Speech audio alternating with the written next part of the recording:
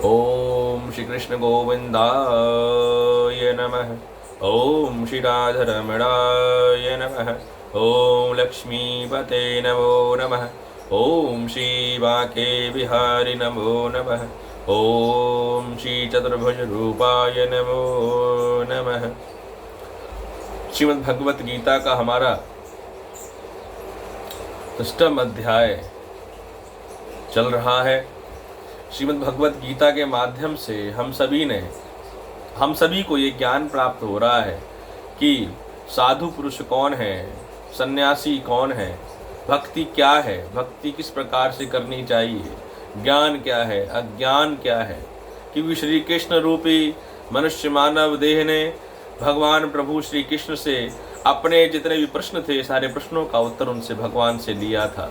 तो श्रीमद् भागवत गीता सिर्फ एक ग्रंथ नहीं है, अपितु हमारे हर प्रश्न का उत्तर श्रीमद् भगवत गीता में हमें प्राप्त होता है। इसलिए जब भी आपके मन में कोई प्रश्न है तो श्रीमद् भगवत गीता के हर एक अध्याय को, हर एक श्लोक को बड़े ध्यान पूर्वक उसका अध्ययन करें, श्रवण करें और वाचन करें। मेरा ये अखंड विश्वास है कि आप जब श्रीमद् भागवत गीता का नित्य चिंतन, वाचन और श्रवण करेंगे तो आपके जीवन में जो प्रश्न हैं उनके उत्तर आपको सटीक तरीके से आपको प्राप्त हो जाएंगे। मैं हमेशा से एक बात कहता हूँ, श्रीमद् भागवत गीता हो, श्रीमद् भागवत महापुराण हो, श्री विष्णु पुराण हो, श्री शिव पुराण हो, शिव जितने भी उपनिषद ग्रंथ हैं, उन सारे ग्रंथों को पढ़ने से हमारे जीवन का चित्त, हमारे मन का, हमारे हृदय के जितने भी द्वंद्व होता है, द्वेष द्वंद्व सब दूर हो जाते हैं और हम भक्ति के मार्ग पर अग्रसर हो जाते हैं। ये भक्ति आवश्यक नहीं है कि आप पीले वस्त्रों को धारण कर और वन में जाकर भगवान की भक्ति करें। नहीं, आप सभी ग्रस्त आश्रम में विरासत हैं। ग्रस्त आश्रम में भगवान की भक्ति सच्चे मन, सच्चे क्रम से करते रहनी चाहिए। उसके लिए चाहिए कि 8 घंटे शयन करें, 8 घंटे व्यवसाय कर्म करें और अधिक से अधिक समय, वैसे तो 8 घंटे का है, लेकिन जितना भी अधिक से अधिक समय आप भगवान की भक्ति के निकाल सकें उतना उपरोक्त सही समय होगा। हमारी ये अश्विन मास चल रहा है, आज सप्तमी तिथि है, 7वां श्राद्ध है और कृष्ण पक्ष है। 2 ही पक्ष होते हैं, कृष्ण पक्ष और शुक्ल पक्ष। अमावस्या से पहले का कृष्ण पक्ष और अमावस्या के बाद में शुक्ल पक्ष होता है। ओम श्रीमद्भगवद्गीतायाः 6म् अध्याय मध्यांतर आरम्भं करोति वः। शुचोदेते प्रतिष्ठाय स्मरतात्मतमात्मना नक्षत्रेव नानीतभ्यं चेन सातीत शोरितम्। अर्थात शुद्ध भूमि में जिसके ऊपर क्रमशः कुशा, मृगशाला और वस्त्र बिछे हैं, जो न बहुत ऊंचा है और न बहुत नीचा है, ऐसे अपने आसन को स्थिर करके स्थापन करके प्रातः काल में मेडिटेशन करना चाहिए, अर्थात योग करना चाहिए। योग करने से आपका मन केंद्रित, ध्यान स्थिर हो जाता है। योग शक्ति, मेरा योग का मतलब व्यायाम से नहीं है, मेरा मतलब है, योग से मतलब है कि मेडिटेशन, अर्थात अपने ध्यान को केंद्रित कर अपने इष्ट परमेश्वर का ध्यान करें। जब आपका ध्यान केंद्रित होगा तो ध्यान केंद्रित होने से आपका मन जो इधर उधर भटकता है वो भटकना बंद हो जाएगा और आप भगवान का ध्यान केंद्र बिंदु से आप ध्यान से कर पाएंगे, अपने ध्यान को केंद्रित कर पाएंगे एक जगह। मेडिटेशन कोई 1 दिन, 2 दिन, 1 साल, 2 साल से नहीं प्राप्त होता है। आप यदि इसको समय चाहिए होता है तो 15 मिनट, 10 मिनट, जितना भी आपके पास समय हो, भगवान का, अपने इष्ट प्रभु का ध्यान करें। जिस स्थान पर सो के उठते हैं उसी जगह पर 15 मिनट बैठ जाएं योग मुद्रा के अंदर और भगवान का ध्यान करें। तत्रैकाग्रं मनः कृत्वा यतचिंत्र यत्र शक्रियः उपयासस्य वासेनं व्यग्रराधशुद्धये। उस आसन पर बैठकर चित्त और इंद्रियों की क्रियाओं को बस में रखते हुए मन को एकाग्र करके अंतःकरण की शुद्धि के लिए योग का अभ्यास करें। योग का अभ्यास करें। योग आसान नहीं है, योग बहुत ही कठिन है, आपका ध्यान नहीं लगेगा। लेकिन जैसे जैसे आप अभ्यास करेंगे, जैसे जैसे आप क्रमबद्ध होकर डेली नित्य योग करेंगे तो आप देखेंगे कि आपका जो चित्त है, आपका जो मन है, वो स्थिर हो गया है। शंकर्याग्रग्रीवायं धरता चलय स्थिरः सप्रेमं दृढाग्रभ्यं न मानस्त्रवायं दकेचिलः। काया सिर गले को समान एवं अचल धारण करके स्थिर होकर अभी नासिका के अभग्र भाग में दृष्टि जमाकर अन्य दिशाओं को न देखता हुआ, अर्थात मेडिटेशन अपने जब हम ओमकार का करते हैं, ओ ध्यान केंद्रित कर कर अपना जो ध्यान है पहले मुखार बिंदु पर लेके आए, शब्दों पर जहां से आपकी ध्वनि निकल रही है, फिर श्वास पे केंद्रित करें, फिर मस्तिष्क पे केंद्रित करें। प्रथम 6 महीने श्वास पर, उसके बाद 6 महीने आपके केंद्र में भाव मुखार श्वास, और उसके बाद में 6 महीने यहाँ पर। 1.5 साल का समय हो गया। 1.5 साल के बाद में आपका जो ध्यान है केंद्रित करें अपने मस्तिष्क पे, तो आप देखेंगे कि आपका ध्यान केंद्र लगना आरंभ हो गया है और चित्त आपका शांत हो गया है। प्रसन्नात्मान विग्रत्र चरित्रवेव स्थितः मन संसतयं मच्चितो युक्तम आशीतम प्रवह। ब्रह्मचारी के व्रत में स्थित भय तथा भली भांति शांत अंतःकरण वाला सावधान योगी मन को रोक कर मुझ में चित्त वाला और मेरे परायण होकर स्थित होवे। जो योगी परवशाद्य भव रहित होकर सारे भय से रहित होना, यहाँ से भय रहित का मतलब है जो शरीर के भय हैं, आत्मा का भय नहीं, शरीर का भय, क्योंकि शरीर ही जन्म लेता है और शरीर ही मरता है। आत्मा जड़ और अमर है। इसलिए हम सभी को चाहिए कि शरीर को सारथी बनाकर, शरीर को माध्यम बनाकर भक्ति के मार्ग पर अग्रसर होकर प्रभु की भक्ति करें और आत्मा को परमात्मा से मिलाने का साध्य जुटाएं। प्रथम साध्य क्या है? सबसे पहले अपने मन से काम, लोभ, मद, अहंकार, ईर्ष्या, घृणा का नाश करें।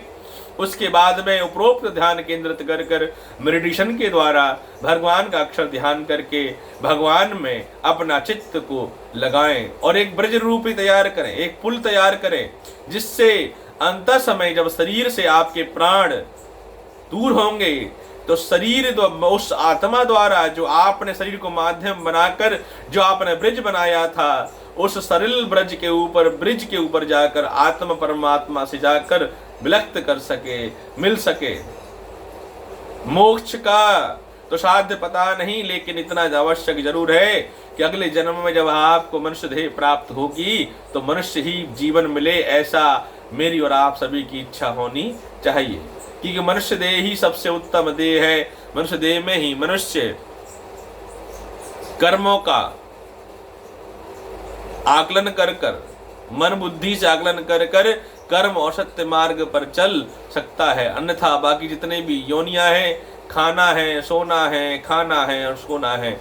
इसलिए मनुष्य जीवन को उपरोक्त साध्य में इसको साधक बनाएं और 8 घंटे शयन करें, 8 घंटे भगवान की भक्ति करने का पूरा प्रयास करें और भगवान से ये प्रार्थना करें कि हे प्रभु, जो आपने हमें करुणा दिखाकर हमारे ऊपर जो इतना बड़ा उपकार किया है, हमको इतना बड़ा उपकार देकर हमें जो मनुष्य देह प्रदान की है, हम इस मनुष्य देह को पाकर भी अगर हम आपकी सद्मार्ग दिखाए हुए मार्ग पर ना चल सके तो हमारा जीवन के ऊपर अधिकार है। तो हे प्रभु, मुझे शक्ति दो कि मैं शरीर को माध्यम बनाकर आपकी भक्ति के मार्ग पर चल सकूं।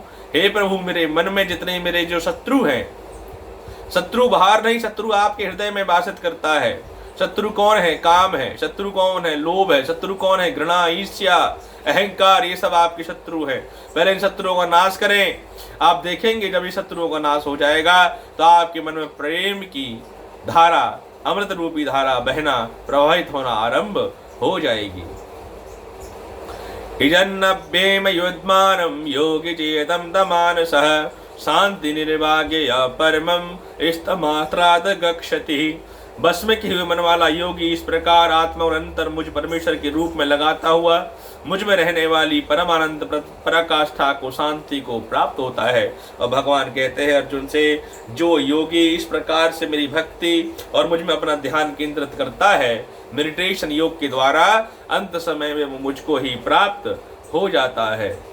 न तशतो योग शस्त्रे च निशत्रधारस्तमन्नतः नाचाति स्वप्नशीलस्य यो जाग्रनेवं तचार्जुनः। हे अर्जुन, यह योग ना तो बहुत खाने वाले का, ना बिल्कुल ना खाने वाले का, ना बहुत सहन करने और स्वभाव रखने और सदा जागने वाले का सिद्ध होता है। ये जो योग है, योग शक्ति करने वाला कौन है? जो अधिक खाता है वो भी योग नहीं कर सकता, जो कम खाता है वो भी योग नहीं कर सकता, अधिक सोता है वो भी योग नहीं कर सकता, जो कम सोता है वो भी योग नहीं कर सकता। योग शक्ति के लिए जो मैंने आपको समय बताया है, 8 घंटे शयन, 8 घंटे व्यवसाय और कर्म और 8 घंटे भगवान की भक्ति। इसलिए जब आप एक संहित भाग में जब आप भक्ति मेडिटेशन करते हैं तो भगवान की भक्ति अर्थात योग शक्ति को आप प्राप्त हो जाते हैं। युक्ता विहारस्तयोचचेषस्तयो कर्मसु युक्तम प्रभानन बोधश्च योग भवते दुःखशवः। दुखों का नाश करने वाला योग तो यथा योग आहार विहार करने वाले का, कर्मों में यथा योग चेष्टा करने वाले का और यथा योग सोने तथा जागने वाले का सिद्ध होता है। यहाँ पे आ रहा है यथा योग्य। यथा योग्य मतलब जो यथाव्रत ग्रंथों विदित है, यथा योग्य सोना, यथा योग्य खाना और यथा योग्य जागने वाले का सिद्ध होता है। जो जो क्रम वृद्धि है वो वृद्धि के अनुसार में 24 घंटे का समय विधाता ने पृथ्वी लोक पर नियत और निश्चय किया है, निश्चित किया है।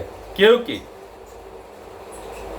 8 घंटे का समय रात्रि का होता है, रात्रि में आप जागते हो वो भी गलत है, दिन में सोते हो वो भी गलत है, अधिक खाते हो वो भी सही गलत है। आप मनुष्य देह को प्राप्त हुआ, आपको क्या है? मनुष्य देह प्राप्त हुई है। बुद्धि से हृदय से आकलन करना है कि जीवन में आपको क्या करना है, क्या नहीं करना है, क्या उचित है, क्या अनुचित है। बिना गुरु का ज्ञान प्राप्त नहीं हो सकता। तो आपको चाहिए कि गुरु का ज्ञान आगमृत ज्ञान की सत्संग में बैठकर विराजस्त रहें और गुरु के साथ सानिध्य करें, क्योंकि बिना गुरु के ज्ञान प्राप्त नहीं होता। ये गुरु ही है जो आपको बताता है कि गोविंद कौन है। इसलिए अपने ध्यान केंद्रित कर कर, बहुत छोटे छोटे भाव हैं लेकिन मतलब बहुत बड़ा बड़ा है। मनुष्य देह का संकल्प कर कर संलग्न रहकर जो भी मनुष्य प्रसाद में विभक्ति कर कर जो निमित्त करता है उसी क्रंद भद्दी साध्य उसको प्राप्ति हो जाती है, सदाव्रत प्राप्ति हो जाती है। यदा विनियतम चित्रमादव वधिष्ठते निष्प्रतभ्यम सर्व कामयो युक्ति शतायोवती वचः। अर्थात जो कर्म और विभक्ति से होकर अत्यंत बस में किया हुआ चित्त जिस काल में परमात्मा में ही बलिमात स्थित होता है, उस काल में संपूर्ण भोग से स्पृहारहित पुरुष योग युक्त ऐसा कहा जाता है। तो योग शक्ति, योग परम काष्ठा वही है जो योग शक्ति मेडिटेशन से आपने जो कर्म किया है वशत्रबद्ध भाव में निमित्त होकर वह भाव भक्ति का प्राप्त आपको हो जाता है। इसलिए कहते हैं कि जो नित्य शक्ति, जो प्रसिद्ध भाव भक्ति में जो निमित्त कर्म की शांति योग बन जाती है, उसमें आपको चित्त शुद्धि की प्राप्ति हो जाती है। चित्त शुद्धि की प्राप्ति आपको हो जाती है। यथा दीपो निभस्तयो निन्नते सोम स्मृतः योगनीयतश्च शस्त्रता सोज्जत योगात्ममात्मनः। जिस प्रकार वायु रहित स्थान में स्थित दीपक चलायमान नहीं होता, वैसे ही उपमा परमात्मा के ध्यान में लगे हुए योगी के जीते हुए चित्त की कही गई है। अर्थात जिस प्रकार वायु रहित स्थान में स्थित दीपक चलायमान नहीं होता, अर्थात आप देखते हैं जब वायुमान, जब कोई जहां पर जिस स्थान पर वायु प्रवाहित नहीं होती, आप देखते हैं दीपक की लौ बराबर एक ही प्रतिभाव में बहती है। दीपक कभी इधर उधर नहीं होता, दीपक की जो लौ है वो इधर उधर भटकती नहीं है। उसी प्रकार जीवन में जो चलाए, जो जिसने मन को स्थिर कर दिया है, इंद्रियों को चलाए स्थित कर दिया है, और जिन्होंने अपने काम लोभ मद अहंकार का त्याग कर दिया है, जिसने 5 इंद्रियों को, 5 काम इंद्रियों को और 11 में मन को एकाग्र होकर स्थित कर लिया है, उसका मन, उसका चित्त और उसका हृदय उसी दीपक के समान होता है, लौ के समान होता है, इधर कहीं भटकता नहीं है। यत्र पाप्यचत्र निर्दय योग सेवा भयामय इत्र सेवा यदत्मानं प्रदक्षत्रता तत्तुष्यति। योग के अभ्यास निरुद्ध चित्त जिस अवस्था में उपराम हो जाता है और जिस अवस्था में परमात्मा ध्यान शुद्ध हुई सूक्ष्म बुद्धि द्वारा परमात्मा साक्षात करता हुआ सदानंद घन परमात्मा संतुष्ट रहता है। अर्थात जिनकी जो योगी कौन है, जिसकी सब अवस्थाएं समान हैं, सुख दुख, गर्मी सर्दी और दिन रात सब अवस्थाएं समान है, वो योगी है। जिसको कोई गुण दुगुण सताता नहीं है, जो शरीर के कष्ट से कभी भी विचलित नहीं होता, शरीर के सुख दुख गर्मी वर्षा इत्यादि सब लगे रहते हैं, जो इन सब से परे है। अब सब लोगों के मन में ये प्रश्न आता है कि इतना आसान नहीं है इन सबसे छुटकारा पाना। आसान तो नहीं है, बिल्कुल सत्य है। योग शक्ति योग माया ने आपको जकड़ रखा है, लेकिन हम जब प्रयत्न करेंगे, प्रयास करेंगे, हम देखेंगे कि हमारा चित्त ध्यान केंद्रित होकर हमारा मन स्थिर हो गया है और हम निमित्त साध्य करके नित्य साध्य की ओर चल चुके हैं। तो करत करत अभ्यास से जड़ मत हो तो सुजान। तो जब अभ्यास आप करेंगे, 8 घंटे नहीं तो 4 घंटे 2 घंटे से आरंभ करें भगवान की भक्ति के लिए, मेडिटेशन ग्रंथों का, उपनिषदों का, ग्रंथों का अध्ययन करें, तो आप धीरे धीरे देखेंगे कि आपका जो मन है उन ग्रंथों की ओर, भक्ति की ओर अग्रसर हो जाएगा। आपके शरीर में कितना भी पीड़ा क्यों ना हो, लेकिन आप भगवान की भक्ति के बिना रह नहीं पाएंगे। ये मेरा परम आपको एक जीवित साध्य बताता हूं। मैं आपको उदाहरण देता हूं। कल से मेरा स्वास्थ्य ठीक नहीं है, लेकिन उसकी विपरीत अवस्था के बावजूद मैं आप सबके सम्मुख प्रकट हो रहा हूं और साथ ही जो मेरे जीवन के नित्य कर्म है भगवान की भक्ति के प्रति, वो करने की चेष्टा करता हूं। क्योंकि शरीर जो है वो माया का रूप है और हृदय और आत्मा वो परमात्मा का रूप है। इसलिए परमात्मा दृढ़ शक्ति से शरीर को माध्यम बनाइए भगवान की भक्ति का और लग जाइए। आज से ही अभ्यास कीजिए कि मैं पहले आधे घंटे, फिर 1 घंटे, फिर 2 घंटे, फिर 2.5 घंटे, फिर 3 घंटे, और आप देखेंगे जैसे जैसे भगवान की भक्ति के मार्ग पर आप अग्रसर होंगे, वैसे वैसे आपको ऐसा लगेगा कि भोजन एक बार को मिले ना मिले कोई बात नहीं, लेकिन भगवान की भक्ति एक भी दिन छूटनी नहीं चाहिए। ऐसा आपके अंदर भाव उत्पन्न हो जाएगा। अभी मैं आपको बोल रहा हूं, लेकिन आप उसके बाद में सदा ही मन रूप से भक्ति करना आरंभ कर देंगे। सुखम वृत्रानरित्रय यदा इंद्रियम वैत्रियत्रम चेवायम मिश्रलानतः। इंद्रियों से अतीत केवल शुद्ध हुई सूक्ष्म बुद्धि द्वारा ग्रहण करने योग्य तो अनंत आनंद है, जिसको जिस अवस्था में अनुभव करता है और जिस अवस्था में स्थिर योगी परमात्मा के स्वरूप को विचलित होता ही नहीं है। जो अपने मन को, इंद्रियों को वश में कर लेता है, परमात्मा की शक्ति, परमात्मा का ज्ञान और भक्ति के कृत भाव से उसको सुख की प्राप्ति प्राप्त हो जाती है और उसको किसी दुख सुख का कोई अनुभव नहीं होता। वो समस्त दुख और सुख के अनुभव के परे चला जाता है। जड़ चेतन जड़ रूप में प्रतिसाद भक्ति को, आइए हम सभी अपने शरीर को माध्यम बनाएं, भगवान की भक्ति का माध्यम बनाएं, अपनी आत्मा को परमात्मा से मिलाने का हम माध्यम बनाएं, भक्ति के मार्ग पर चलने का माध्यम बनाएं, इस जीवन रूपी रथ पर सवार होकर परमात्मा की ओर आगे अग्रसर होने का। इस जीवन को रथ बनाइए, जीवन को वाहन बनाइए कि इसमें बैठकर आप परमात्मा की ओर, परमात्मा के आगे, परमात्मा अग्रसर होकर आप बढ़ सकें। ये जीवन मनुष्य देह भोग विलास की वस्तुओं को ग्रहण करने का नहीं है, अपितु इस जीवन का लक्ष्य है परमात्मा को प्राप्त करने का। अगर इस जीवन में भी मनुष्य देह को प्राप्त कर कर भी अगर आपने परमात्मा को प्राप्त नहीं किया, भक्ति को प्राप्त नहीं किया, पाछे पछतात होत क्या जब चिड़िया चुग गई खेत। मेरे प्रिय मित्रों, मेरे भाइयों, मेरे संबंधियों, मैं आपको एक बात कहना चाहता हूँ। मनुष्य देह को प्राप्त कर कर भोग विलास की वस्तुओं में और सोने में, खाने में, घूमने फिरने में अगर आपने इस जीवन को व्यय कर दिया तो आगामी 84 लाख योनियों में आप यूं ही भटकते रहेंगे। फिर भगवान से हर योनि प्रार्थना करोगे, हे प्रभु हमें मनुष्य देह प्रदान कर दो, हे प्रभु हमें मनुष्य देह प्रदान कर दो। कुछ लोग कहते हैं कि मनुष्य जीवन मिला है तो इसका आनंद ले लो, आनंद ले लो, इसका आनंद लो। मदिरा, मांस, घूमना फिरना, भोग विलास, पराई स्त्री का संयमित, पराई पुरुष का संयमित, कुदृष्टि, कुभाव, इन सब का आनंद ले लो। मैं उन सभी से ये कहना चाहता हूं, मैं आपके सम्मुख आज प्रकट हूं, अवश्य नहीं कि मैं पहले शुरुआत से ऐसा ही था, लेकिन क्या है, जब प्रभु की जागृति होती है, जब भक्ति हृदय में जागृत हो जाती है, तो आपका मन और आपका हृदय परिवर्तित हो जाता है। ये मेरे जीवन का मैं आपको उदाहरण देता हूं, प्रैक्टिकल, जो मेरे जीवन में चमत्कार हुए हैं उसका। क्योंकि जीवन में चमत्कार प्रभु देते हैं, लेकिन आपको चाहिए कि उन चमत्कारों को आप समझ सकें।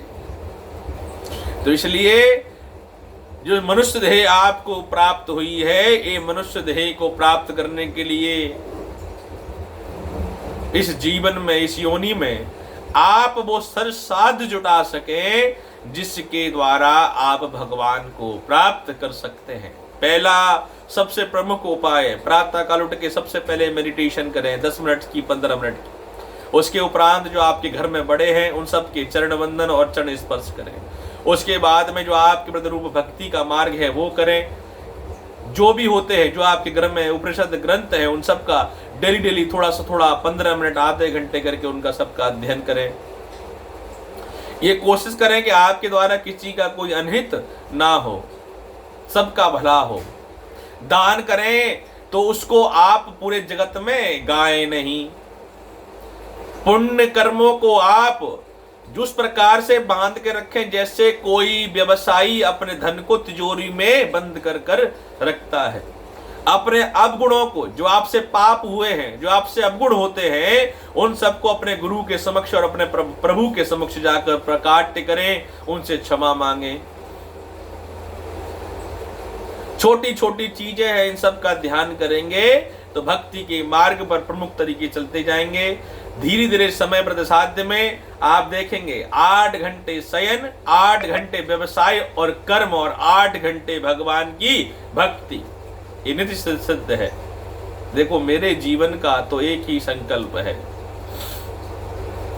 कि जो मुझे मनुष्य देह प्राप्त हुई है, इस मनुष्य देह को माध्यम बनाकर भगवान की भक्ति और मार्ग की ओर अग्रसर रहना। मैंने तो शरीर को एक वाहन बना लिया है, रथ है, इस पे सवार होकर मैं माया रूपी नदी को,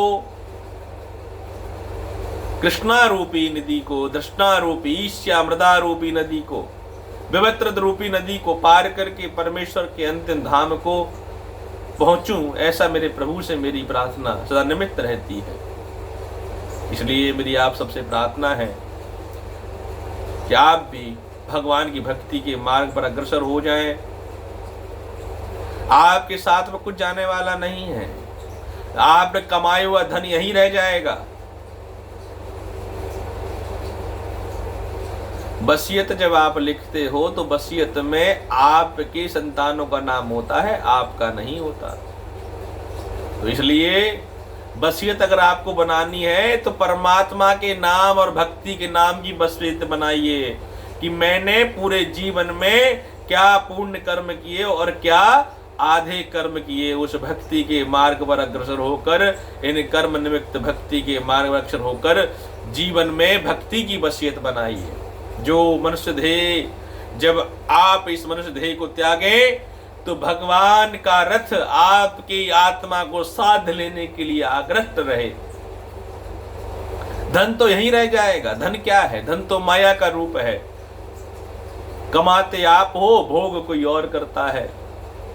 भगवान की भक्ति ही एक ऐसा धन है जो आप जीवन में कमाते हो और इसी जीवन में कमाने के बाद में इस आत्मा के साथ परमेश्वर धाम को जाता है।